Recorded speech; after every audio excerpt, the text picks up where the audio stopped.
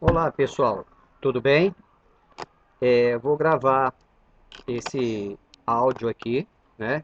Essa videoaula, a pedido dos associados do Lizar Canário Clube Brasil, né? Referente ao módulo número 2 do curso de formação técnica do Lizar Canário Clube Brasil, né? Então nós vamos tratar sobre acasalamentos e linhagem. Eu sou o professor Tito, sou criador da raça, estou presidente do clube e fiquei responsável por esse módulo, ok? Então nós tivemos já o módulo anterior sobre o padrão da raça e exposições, né? E agora com esse módulo nós vamos falar sobre acasalamentos e linhagens, né? Como sugestão para a leitura, eu tenho aqui a indicação de um artigo, foi publicado em 2014, né? Esse artigo ele é bastante detalhado sobre o lisar, tanto tecnicamente para quem cria, tanto para quem está iniciando, né? E ele foi publicado na edição 97 da Brasil Ornitológico, como sendo o melhor artigo técnico daquele ano. É uma indicação de leitura, ok? Então, nós temos aqui técnicas de acasalamentos. Com qual objetivo o criador ele vai acasalar, não é? E qual o objetivo?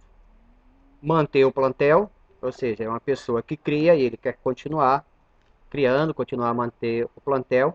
Ele pode criar com finalidade de aumentar a quantidade de seus exemplares, pode criar para concurso, pode criar com o objetivo também de acrescentar alguma característica que ele aprecie na raça e ele vê que ainda os exemplares não têm, ou o plantel dele não tem, né? Formar linhagens, ou seja, ter um número considerável de exemplares com a mesma característica e de mesma origem genética, e ainda tem aqueles que criam para expandir a raça e vender. Nós temos aqui dois exemplares italianos, né, do Fábio Macchione de Roma. Pois bem, o que eu vou falar daqui para frente trata-se das minhas observações pessoais, ok? Da minha experiência com a raça. Não quero aqui ser portador de nenhuma verdade absoluta, mas apenas compartilhar. Então, na minha opinião, duas coisas o criador ele tem que observar, não é? Se ele vai acasalar, a plumagem dos exemplares, ela não pode ter defeito. Por quê? Porque o lizard ele é um canário de desenho, ele precisa estar com a plumagem plena para que ele possa expressar sua potencialidade genética.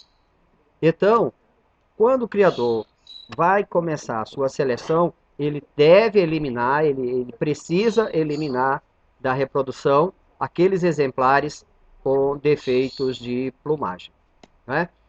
Outra coisa que é bem típica do lizard são as lantejoulas, são os desenhos do dorso, ok? Olha aqui um canário intenso, tá vendo? Outro aqui, outro nevado, formando bem lantejoulas. Então, se ele falha na lantejoula, ele está começando a falhar com uma das maiores características raciais do lizard, que são os desenhos, que são as lantejoulas. Então, canários com problemas de plumagem e canários com defeitos de lantejoulas, ele deve ser excluído da reprodução. Outra coisa que é fundamental, o criador, ele precisa conhecer a raça que cria, ele precisa saber os critérios, quais são os itens. E para isso, tem o standard da raça, tem o padrão da raça, da COM, né? O padrão da raça seguido pela FOB e o padrão da raça seguido pelo o Clube do Lizard Brasileiro, o Lizard Canary Club, né? Então, o criador ele precisa exercitar seus olhos, ele precisa olhar o exemplar e verificar ao menos esses 8 itens principais que são os itens de julgamento. Por exemplo, desenho dorsal e desenho de peito e flancos, né, vale 45 pontos. Então, o criador ele precisa olhar o exemplar e ele verificar esse desenho dorsal, as espinhas, bem como os flancos e o peito, as rolas, né? E assim sucessivamente, ó. O item que eu falei anteriormente, ó, plumagem. Então, ó, plumagem e lantejoulas, 45, 50, 60 pontos. Ou seja, 60% da pontuação do Lisa de concurso vai depender desses itens. E daí para frente, os outros itens do padrão. Ok? Um bom exercício é o criador julgar seus canários, ter o hábito de colocar seus canários numa mesa e ir escalonando por qualidades e defeitos e pontuando, né, para que ele exercite os olhos, não é? Uma outra coisa que é fundamental para o criador, ele precisa interpretar, ele precisa ler essa plumagem. Então, o lizard, ele é um canário que ele tem 6 tipos de penas. Tá aqui uma ilustração, mostra bem, né? Peguei isso aqui do blog inglês do Roel Evans, né? E as spangles, ou seja, as penas dorsais do canário, elas formam de maneira sobreposta esse desenho aqui, ó. Essa pena aqui, que a gente está vendo aqui longa, ela se sobrepõe às outras e ela forma esse desenho, né? Outra diferença de pena é o canário nevado do canário intenso, né? O canário nevado, a, a pena, ela tende a ser um pouco ovalada, né? E o pigmento, ou seja, a cor, ela não atinge toda a pena, né? Já a pena intensa, ela é uma pena mais compacta, ela tem um formato de uma espádua, né? E a coloração atinge toda a pena, né? Se aqui na nevada ela é parcial, no intenso ela é total. Então o criador ele precisa interpretar esse tipo de pena. Isso aqui vai ser o dia a dia dele. Nevado intenso, não é? Nevado intenso, plumagem ovalada, plumagem, né, longa, plumagem curta, plumagem curta. Ele pode aqui, por exemplo, ser nevado e essa pena ser mais longa, ela pode ser nevada e essa pena ser mais curta. Mesma coisa aqui com o canário intenso. Então, o criador ele precisa olhar o exemplar e verificar como essas penas estão arrumadas e qual é a qualidade de interpretar essas penas. Ok? Então, agora nós vamos para o tipo de acasalamento, né? Aqui uma niada, também italiana, do Mujingueira, né? Então, quais são as possibilidades de acasalamento? Possibilidade de formar casais. Intenso com nevado, intenso com intenso, nevado com nevado. Aqui são os canários de fundo amarelo. Já os canários de fundo vermelho vão seguir esses mesmos critérios, porém o criador ele tem que focar, ele tem que ficar atento ao lipocromo vermelho. O lisa de fundo vermelho, ele precisa expressar com a máxima intensidade possível, a máxima expressão possível, a cor vermelha. E aqui os canários de fundo branco, eles têm as suas especificidades, ok? Então, amarelos, intenso nevado, intenso intenso, nevado nevado. Fundo vermelho, mesmo critério do amarelo, com foco maior na cor de fundo. E o canário branco, nós vamos ver em frente, ele tem algumas particularidades. Vamos ver agora, então, cada uma dessas possibilidades, né? O mais comum, o intenso e o nevado. São aqui dois canários meus, dois canários que foram campeões brasileiros, não é? Um intenso e um nevado. Então vamos aqui mais dois belos exemplares. Intenso e nevado, ou seja, é o acasalamento mais seguro, mais indicado e mais frequente. Quais são os benefícios? Exemplares mais harmônicos, né? Melhor plumagem, melhor desenho dorsal, né? Pode ser macho, fêmea, macho, ou seja, não interfere ser o macho intenso ou o macho ser nevado, não, basta Apenas um do casal ser intenso, o outro sendo nevado, né? Tipos de penas: penas longas, penas curtas e penas mistas. Ou seja, você pode acasalar duas penas longas, você pode acasalar duas penas curtas, porém o mais indicado é um canário de pena longa e o outro de pena curta. Não necessariamente intenso nevado, tá? Intenso nevado, e assim você pode ficar à vontade para usar os três tipos de pena. Mais indicado, um pena longa e um pena curta. Temos aqui dois exemplares intensos, né? Um canário inglês, uma fotografia excelente também aqui do Ro Evans, e um canário italiano, de Mujinguera, belíssimos todos dois. Então, dois canários intensos. Qual o resultado disso? Exige muito cuidado e conhecimento dos ancestrais, ou seja, se você vai acasalar dois canários intensos, você precisa conhecer os ancestrais desses canários, como era a plumagem, como era a pena, para que você possa juntar com a devida segurança. Benefícios: melhora a oxidação, o canário tende a ter a parte escura mais acentuada, e melhora também a cor de fundo desse canário, o lipocromos. Os filhotes desse acasalamento não podem, ou seja, aqueles que nascerem intensos, continuar acasalando seguidamente com outros intensos. Ou seja, o fruto desse acasalamento, você precisa ficar atento para não ficar repetindo, consequentemente, intenso por intenso, por várias gerações, né? Prejuízo desse tipo de acasalamento: o desgaste, aliás, o descarte da prole é maior. Então vai ter um percentual maior de canários que você não vai colocar em exposição e não vai segurar no seu plantel. Diminui o tamanho dos indivíduos, né? O percentual desses canários ele sai de tamanho um pouco menor. Costuma também ocorrer erro na formação das lantejoulas, ou seja, o desenho dorsal às vezes fica bem mais escuro, bem mais característico, mas fica estriado. Ou seja, é até um canário bonito, mas ele perde uma das principais características do canário lizard, né? Também ocorre perda de cobertura de pena em áreas específicas, por exemplo, na coxa, ao redor dos olhos, e aumenta em alguns exemplares a área de pena mais clara ou mesmo pena branca ao redor do cloaca. Isso aqui agora, recentemente, há uns 3 anos para cá, alguns juízes já têm ficado atentos, alguns criadores também, né?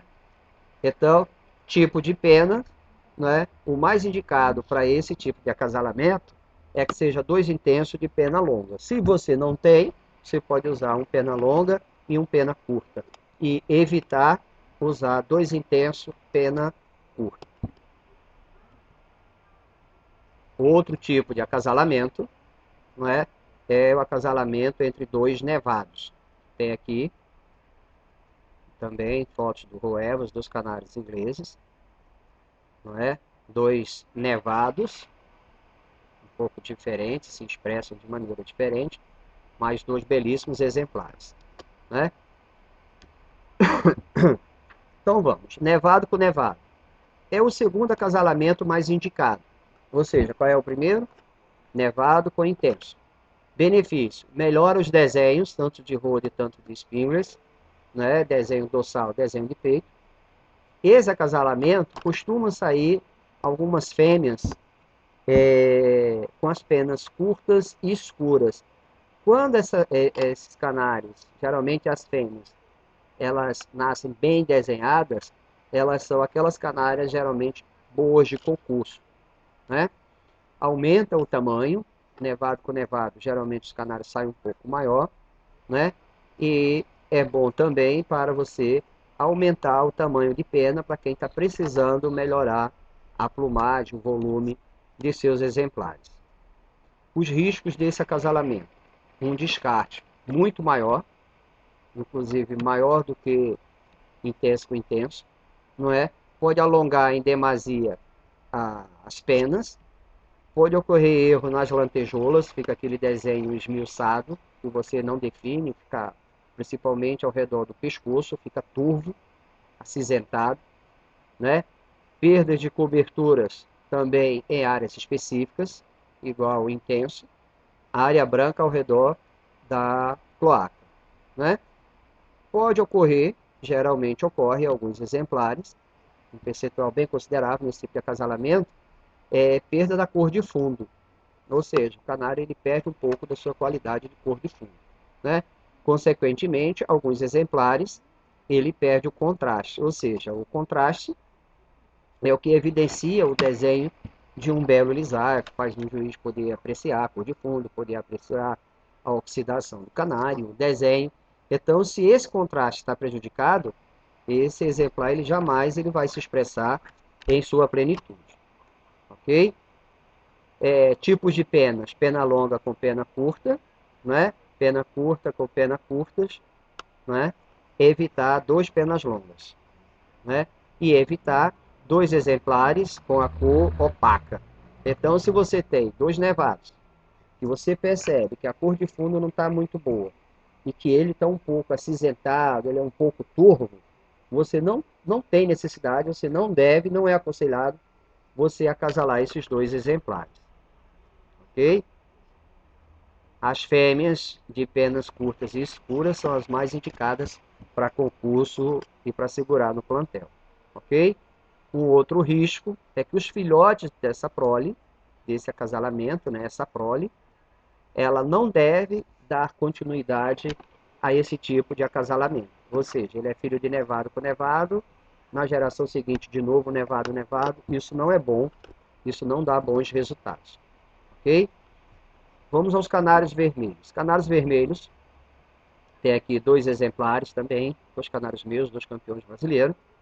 Uma pena a fotografia aqui, o computador não reproduzir a cor de fundo desse canário, mas é uma cor de fundo excelente, um vermelho bem expressivo, bem vivo. Essa canária aqui era uma canária bem escura, né? Uma canária muito interessante, chamou bastante atenção, não é? Então, o canário lizard, o tipo de acasalamento dele, ele é igual o canário de fundo amarelo.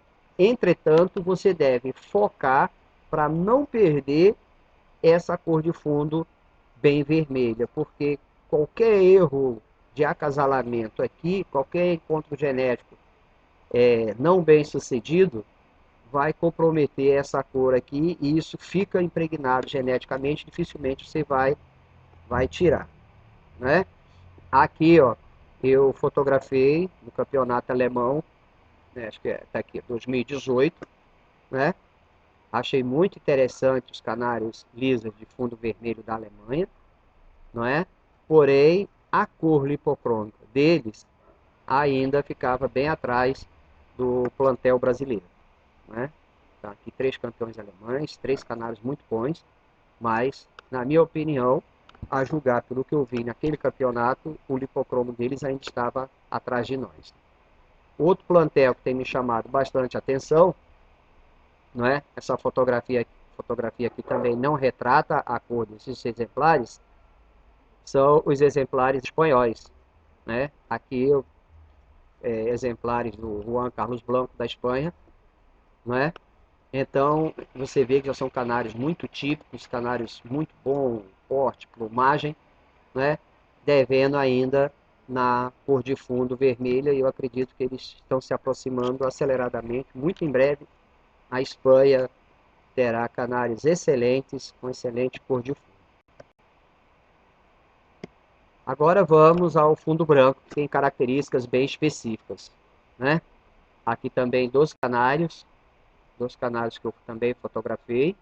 Um campeão alemão aqui, muito bonito, achei lindo esse canário. Canário do Andrés Star, né? Juiz alemão. E aqui um canário holandês, eu fotografei na casa do criador, do Jack Goebbels.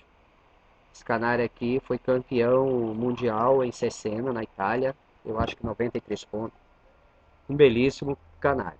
Belíssimo, doce, maravilhoso. Um contraste muito bonito. Um canário completinho. 2 canários excepcionais, né? Sobre o acasalamento de fundo branco, eu vou plagiar aqui um texto, né, de um juiz criador de Portugal, que é nosso amigo Carlos Limas. grande professor de todos nós, né? Então, o Carlos Lima diz o seguinte: quando você acasala fundo branco com fundo branco, 50% da prole tende a nascer de fundo branco, né? 25% vai dar aquele duplo fator, ou, ou seja, ele vai morrer no embrião, né? Que a gente chama aqui no Brasil de fator letal. É mito ou é verdade? Cada criador faça a sua experiência, né? E 25% da prole vai nascer de fundo amarelo, ou dourado ou prateado, tá? Pode também nascer com os dois tipos de plumagem, tanto curta, tanto mais alongada, ok? Esse acasalamento, ao ser efetuado, torna-se por parte do criador um desafio para não correr riscos elevados, sendo necessário ele perceber dois aspectos, ele saber e dominar dois aspectos: a intensidade da pena, intensa ou nevada. Aí aquele desenho que eu mostrei lá na frente, ele ajuda o criador a interpretar esse tipo de pena, e a estrutura da pena, se é pena curta ou pena comprida. Ou seja, então, mesmo ele sendo fundo branco, para você acasalar, né, entre si, você precisa seguir aquele critério: intenso nevado, pena curta, pena longa, né? Fundo branco no Brasil, né, nós nós usamos, acho que raramente eu desconheço quem usa fundo branco ou fundo branco, nós usamos canários de fundo amarelo, né? Então tem aqui um outro canário alemão, um outro campeão alemão, fundo branco, e um canário italiano também do Mujinguera. Dois belíssimos exemplares. Então, o lisa fundo branco versus fundo amarelo é o acasalamento mais indicado. Aqui no Brasil, o mais usual é nós usarmos o fundo amarelo intenso com o canário fundo branco. Um erro muito comum nesse tipo de acasalamento é o criador não analisar a estrutura de pena, aquilo que eu falei antes: pena longa, pena curta, a intensidade intenso, nevado. Então, fundo branco, fundo amarelo, né? Vamos verificar: dois penas longas, dois pena curta, pena longa, intenso, nevado, e você consegue trabalhar aqui. Fundo branco com amarelo nevado é menos usual do que o fundo amarelo intenso. Estou falando aqui de uma realidade brasileira, pois afeta a plumagem, e a prole de fundo amarelo pode ser de qualidade inferior, gerando exemplares com desenho esmaecido, né? Principalmente naquele encontro entre a cabeça e o pescoço. Para efetuar esse acasalamento, se deve observar sempre a estrutura da pena, né? Uma outra observação é que a prole de fundo branco, quando nós acasalamos com amarelo, essa genética ela vai gerar em torno de 30% da prole de fundo branco. Então, o criador que pretende disputar a série, que pretende ter bastante canário fundo branco, ele tem que ter um certo quantitativo. Okay?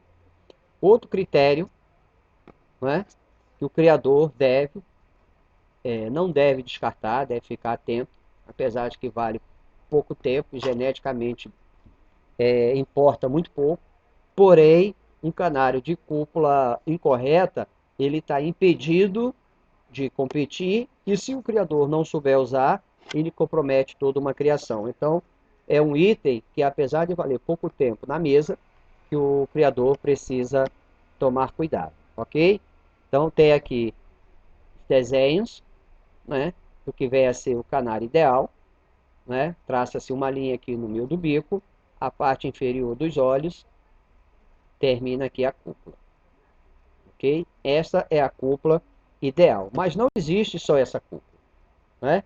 Não existe só esse modelo de cúpula, né? Então nós temos o canário de cúpula, olha lá, o meio do bico, a parte inferior dos olhos, final da cúpula, o canário de cúpula. Eu tenho aqui um canário de cúpula partida, ok? Olha aqui, aqui você tem uma parte no meio do lipocromo da cúpula. Esse canário é a cúpula partida. Tenho aqui também outro, ó, cúpula partida. Essa parte aqui, ok? E aqui um canário não é? Sem cúpula. Aqui também, ó, pode considerar, ó, cúpula partida. Qual é a análise que nós devemos fazer aqui? Três coisas nos deve chamar a atenção. O bald face, esse canário, ele deve sair da reprodução, ok? Esse excesso aqui, isso está na sua carga genética, isso aqui ele vai transmitir, ok? Esse aqui, o overcap, a cúpula passou um pouco, aliás aqui passou até bastante, correto? Esse canário, para ser acasalado, ele tem que seguir determinados critérios, ok? O canário sem cúpula, sem problemas, ele pode cobrir com todos os outros, né? E o canário de cúpula partida, quando ele apresenta aqui na parte final a mancha lipocrômica, geneticamente ele tem essa leitura aqui, ó. Então, se você acasala um canário de cúpula partida com o final aqui, ó, assim, não é? O que acontece? É como se você estivesse acasalando dois canários de cúpula. Então, a tendência, tá? Isso não é uma regra exata, não é genética, não é uma ciência exata, isso não é uma conduta absoluta, mas a tendência é gerar isso aqui, ó, overcap, canários com cúpula um pouco mais extensa, ok? Aí ainda sobre cúpula, aqui um outro desenho, um reforço de tudo que foi falado antes. Então, ó, aqui eu informo que a cúpula não obedece rigorosamente uma regra genética. Sem cúpulas gera a maioria sem cúpula e cúpula gera poli de cúpulas grandes. Então isso aqui não é um determinante. Isso aqui depende muito do casal, do encontro genético, como são os ancestrais, ok? Não é uma determinante exata, não é? Dando continuidade à palestra de hoje, vamos discutir um pouco sobre genética e linhagem, né? Então, a genética é você criador, né, brincando de Deus, brincando de criador, né? Você pega as criaturas e você interfere no processo de continuidade daquela espécie, né? É o homem como um artista, né? Para isso, você deve exercitar os olhos, ou seja, você precisa identificar as características que você quer no exemplar e, através de seus olhos, você conseguir enxergar o que tem de genética por trás daquele fenótipo que você está vendo. Isso aqui é um exercício, com os anos com a prática, você olha um canário, você olha o outro, você já tem ideia, você já tem noção da carga genética que esses exemplares têm e o que eles podem reproduzir, não é? Então, é você interferindo no processo natural. E quando você vai trabalhar com linhagem, você vai trabalhar com genética, uma coisa se faz necessária. Você precisa fazer as marcações, saber quem são os ancestrais, quem são os genitores, anotar a prole, né? Existem diversos aplicativos onde você pode mensurar isso, o caderninho, ou seja, cada criador, eu aconselho que crie uma maneira de acompanhar isso, né? O resultado desse trabalho é como uma obra de arte, e o criador, ele é aquele que vive o eterno duelo, né? É o talento dele, é esse olho dele aqui, ele vê essa genética, né? Versus o conhecimento científico que ele agrega, né, de genética no trabalho dele para formar a linhagem, ok? Então, esses melhores resultados vêm com isso aqui, ó. Quando o criador, ele equilibra isso, o talento dele, a experiência dele, com os conhecimentos científicos. Então, partindo do pressuposto que o canário é uma obra de arte, né, ninguém até então, né, sabe a receita do artista, qual é o momento exato da criação. Ok? Falando de linhagem, né, nós temos aqui um conceito. O que é uma linhagem? São canários de características fenotípicas semelhantes, oriundas de ancestrais comuns, geralmente por acasalamentos consanguíneos. Ou seja, você tem um determinado grupo de exemplares, você consegue identificar essas características, Você acasala entre si, você fixa e você começa a multiplicar essa prole, a ponto de você falar, esses canários eles estão homogêneos com as mesmas características, né? Então são canários de linhagem com capacidade genética de reproduzir filhotes com as características de sua carga genética. Ou seja, você tem um plantel homogêneo, né? Você acasala e você continua transmitindo para a geração seguinte aquelas qualidades genéticas que você já apurou e de maneira homogênea, ok? O criador deve saber fazer a seleção, ele deve ficar atento à seleção. Aqui agora vem uma coisa muito particular, uma observação minha, conversando com diversos criadores mundo afora, não é? A observação me parece que não é muito diferente. Eu diria o seguinte, ó, o Lizard, você teve um ano de reprodução, vamos lá, 100 exemplares, 200 exemplares. Se você tem uma boa linhagem, se você trabalhou geneticamente, se você fez bons encontros genéticos, você já fez acasalamento correto, conforme nós conversamos acima, 10% desses filhotes vão concentrar as qualidades desejadas. Esse percentual aqui é o que na genética, o que na linhagem nós chamamos de exemplares fora da curva. São esses carnários aqui, em equilíbrio, que vai à mesa e são a sua ponta genética para reproduzir no ano seguinte, né?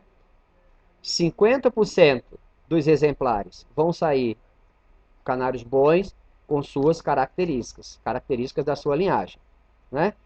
20% não serão totalmente ruins, mas são canários fracos, eles não expressam uma totalidade. E apenas 20% são canários que concentram características indesejadas, né? É o descarte, é o canário de lote.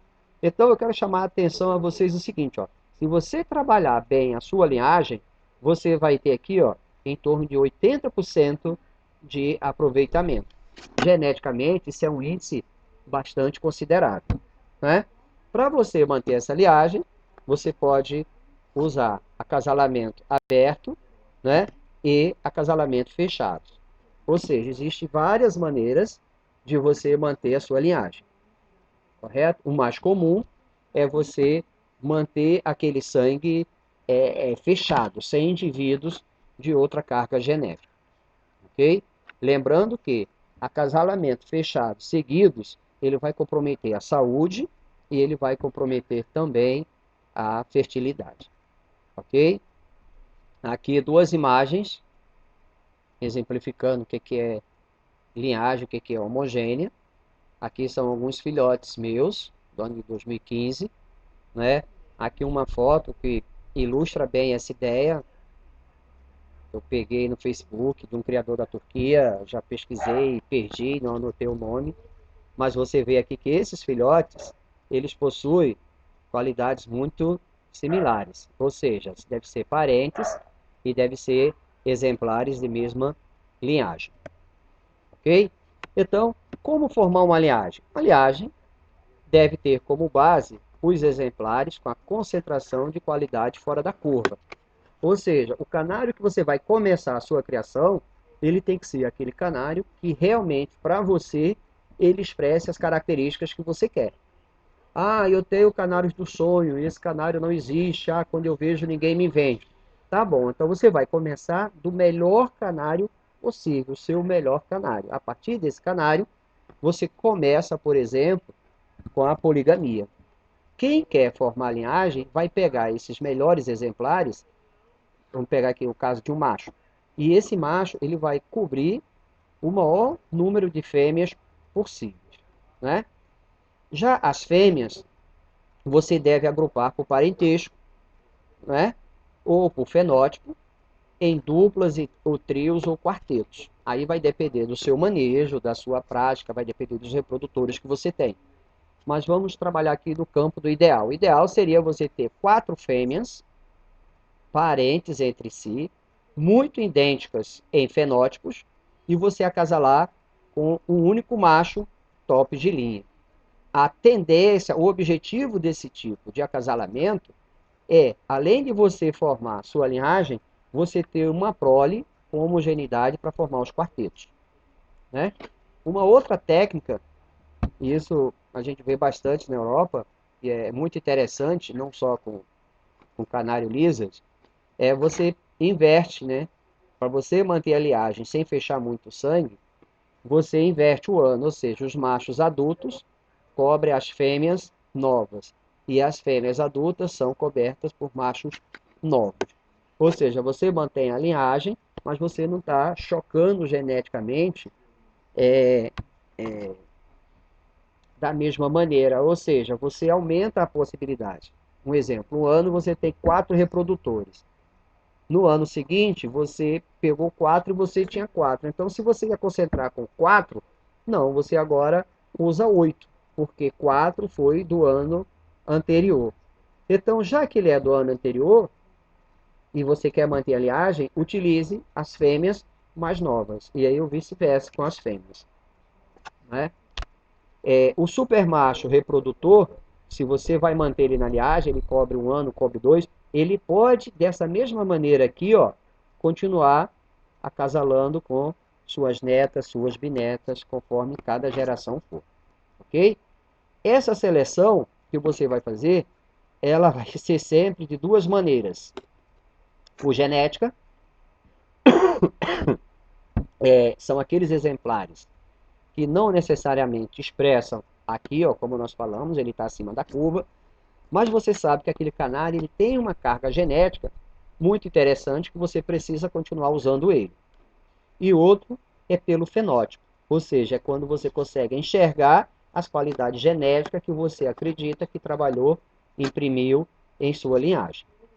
Para você manter uma linha, para você se dizer um criador de linhagem, além dos anos repetitivos, além da hegemonia, você precisa ter um quantitativo mínimo de 10 a 15 fêmeas, não é? E de 5 a 10 machos da mesma linhagem, da mesma família, do mesmo sangue. Ok?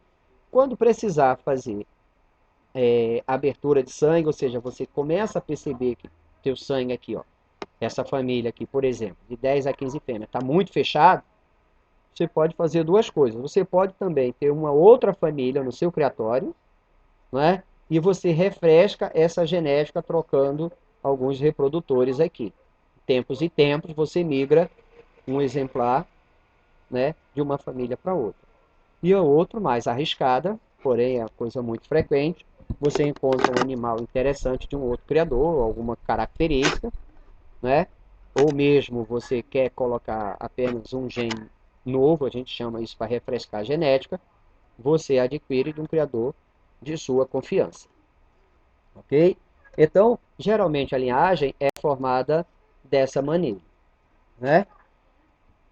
E tá, aqui são algumas imagens dos maiores criadores da raça a nível mundial, tirando eu aqui, é claro, né? São pessoas que guardam hoje a genética da raça, são pessoas muito importantes, pessoas que contribuíram muito, né? Todos aqui têm, acredito que quase todos aqui tenham já enviado exemplares para o Brasil, não é? E é muito bom rever esses amigos a nível mundial, ok? Aqui eu e minha família, nós agradecemos de coração essa oportunidade, né? Agradecemos ao Lizar Canário Clube pela oportunidade de estar formando tecnicamente vocês. Agradecemos o apoio, o patrocínio sempre da Mega Azul, né? Todos nós que usamos sabemos o custo-benefício, como é bom esse produto, o resultado, a seriedade científica, muito interessante, ok? E aqui o meu muito obrigado a todos vocês e eu espero ter contribuído, mesmo que singelamente, para a continuidade do curso, para a continuidade da criação, para que vocês continuem motivados. E qualquer dúvida, procure os meios, as mídias sociais, o WhatsApp e Facebook do Lizar Canário Clube, que os criadores experientes têm o maior prazer de atender. Ok? Muito obrigado, muita paz para todos vocês.